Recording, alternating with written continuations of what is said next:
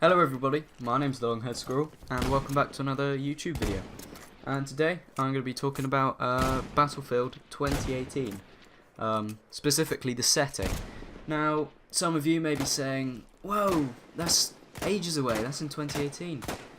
Well, if we're looking at the lifespan of Battlefield 1 at the moment, we've only got two more DLCs, Turning Tides, which will be coming out later this year, and Apocalypse, which will be out in early 2018, around the summer. And then after that, Battlefield 2018. Now, if we're following the calendar, per se, that Battlefield 1 took, we will probably be seeing an announcement or some teasers around the April-May time of next year. And so I think it's perfect time to be talking about what the next Battlefield is going to be. Now, the first setting that immediately came to my head was World War II. I mean, it's the most obvious step forward for the franchise. Current Battlefield, World War I, next Battlefield, World War II.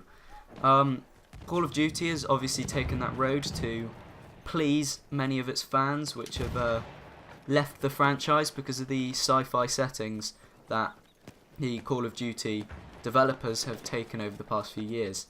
And Battlefield 1 was able to get those players and obtain them, which may be one of the reasons as to why it had such a massive success.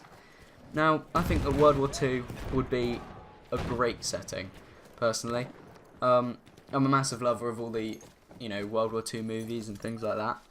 And I'm a huge fan of planes and old World War II dogfights. I'd love to be going around with the Battlefield formula for aerial combat in a Spitfire, having a dogfight with a Messerschmitt. And obviously there are many weapons which were used in World War II that had been used previously in World War I, which would allow DICE to take those models from Battlefield 1, change them slightly, and put them into World War II, and nobody would mind, because that is particularly what World War II had. However, the problem with it being set in World War II is that there wouldn't be as much customization in that game as there would be in, say, a modern setting. For instance, Battlefield 4 had a vast array of customization for your weapons and your character, whereas Battlefield 1 doesn't seem to have that. It's something that is lacking and has led many players to leave the franchise in a way. Yeah, the second setting that I believe will probably be the most likely is modern day or the near future. What's so good about this setting is that the developers can just come up with any old story. It doesn't have to be a war that's already happened, which is what a World War I or a World War II game would be stuck to, because it has to stay close and in context to how that war laid out. However, if it was in modern day, there are wars that probably wouldn't have happened yet, allowing for more customization and freedom for the developers.